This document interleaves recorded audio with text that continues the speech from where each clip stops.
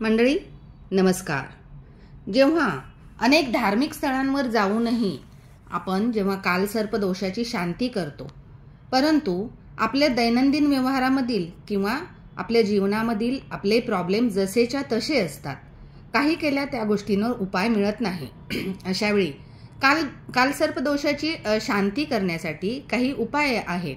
तर हे उपाय केल्यानंतर आपल्याला त्याचा लाभ त्वरित मिळतो आणि आपल्या प्रॉब्लेममधून आपल्याला सुटका मिळते, आपल्या प्रॉब्लेमचे निवारण होते।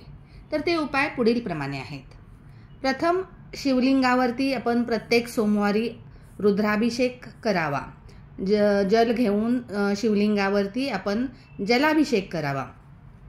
रविवारी एका तांब्यामध्ये साखर, तांब्या पूर्ण साखरेने भरायचा आहे आणि त्याच्यावर चांदीचे 2 नाग आणि नागिन ठेवायचे आहे। रविवारी रात्री झोपताना डोक्याच्या भागाकडे तो तांब्या जो आहे तो डोक्याच्या पासून थोडा दूर ठेवायचा आहे। कलश त्याच्यावरती साखर भरले, त्याच्यावर चांदीचे 2 नाग नागिन ठेवायचे, रात्रभर ते तसेच ठेवायचे आहेत। सोमवारी सकाळी लवकर उठायचे आहे आणि आंघोळीनंतर दोन्ही नाग नागिनीचे पूजन करायचे आहे। वाटीत कच्चे दूध घ्यायचे आणि नाग नागिनीला नैवेद्य दाखवायचा आहे। फुलं व्हायचे सफेद आणि अगरबत्ती, हळदी कुंकू पूजा करायची आहे पूर्ण व्यवस्थित। आणि तो कलश घेऊन शंकर मंदिरामध्ये जायचं। त्या कलशातील साखर आणि चांदीचे नागनागिन पिंडीवर हळूहळू सावकाश व्हायचे आहेत आणि नंतर ओम लावायचं नाही, नमः शिवाय मंत्राचा जप करायचा आहे।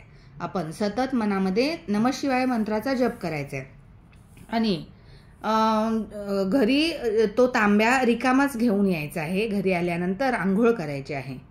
सोमवारी घरात कोणत्याही प्रकारचे होम हवन हे विधी केल्यानंतर केल्यास अतिशय उत्तम होईल। आणि राहूचा मंत्र, कालसर्प दोषासाठी राहूचा मंत्र आहे ओम भ्राम भ्रीम भ्रोम सह राहवे नमः। हा मंत्र नियमित जप करायचा या मंत्राचा। तसेच नेहमीच प्रत्येक सोमवारी शिव उपासना, मंदिरात जाणे, दर्शन घेणे, प्रार्थना करणे हे आपल्यासाठी उत्तम आणि श्रेष्ठ राहील। काळे रंगाचे वस्त्र अजिबात घालायचं नाहीये, गोमेद रत्न अजिबात घालायचं नाहीये। तसेच दाढी केस वाढलेले, जे महिनोन्महिने आंघोळ न केलेले जे वेडसर असे लोक असतात, ते व्यक्ती राहू प्रधान असतात। अशा व्यक्तींना दान करायचंय, खाण्याचं दान करायचं आहे किंवा पैशांचं दान करायचं आहे। आपल्या कुवतीनुसार अशा लोकांना दान करायचं आहे। त्यांना दान करताना त्यांच्याजवळ जास्त वेळ थांबायचं नाही आहे, त्यांच्याशी जास्त बोलत नाही बसायचं आहे, पटकन त्यांना दान करायचं आणि निघून जायचं आहे।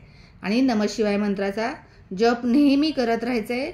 शिवलिंगावरती जल अभिषेक करायचा आहे जलाचा। ह्या प्रकारे आपण जर हे नियम पाळले तर आपल्याला कालसर्प दोषापासून सुटका होते आणि आपल्याला त्वरित त्याच्यापासून निवारण होते प्रॉब्लेमचे। धन्यवाद।